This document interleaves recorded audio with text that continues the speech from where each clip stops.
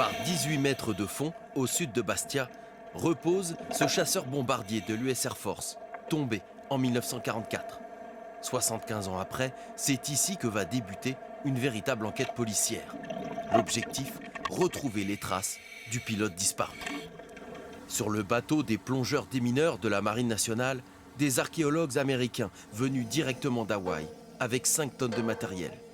La mission de leur agence spécialisée, retrouver les 79 000 soldats disparus au combat lors de la Seconde Guerre mondiale.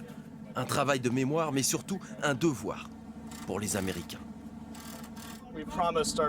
Nous avons toujours promis à nos soldats, nos aviateurs et nos marins que s'ils disparaissaient en temps de guerre, nous ferions tout pour les ramener à leurs proches et à la nation.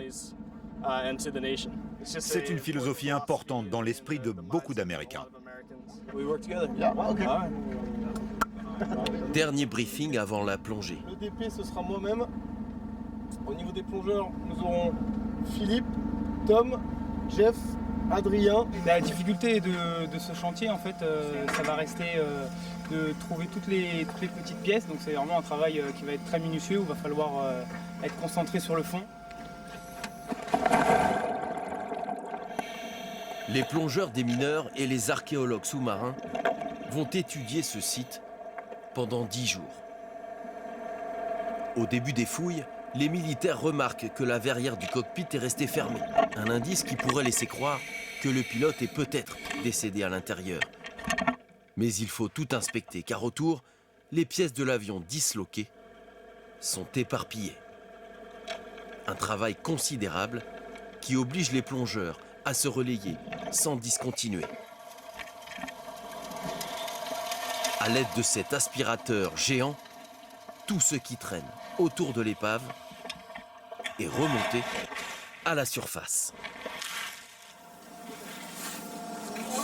Les Américains tamisent méticuleusement à la recherche de la moindre preuve.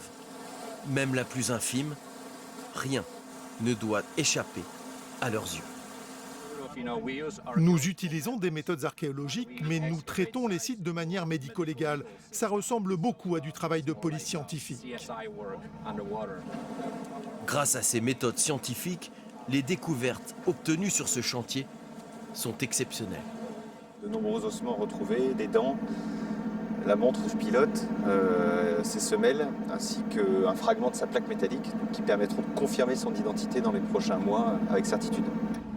La famille du pilote remonté aujourd'hui va enfin pouvoir lui offrir une sépulture. Les Américains estiment que 8000 disparus sont retrouvables en Méditerranée. L'année dernière, 200 d'entre eux ont été récupérés.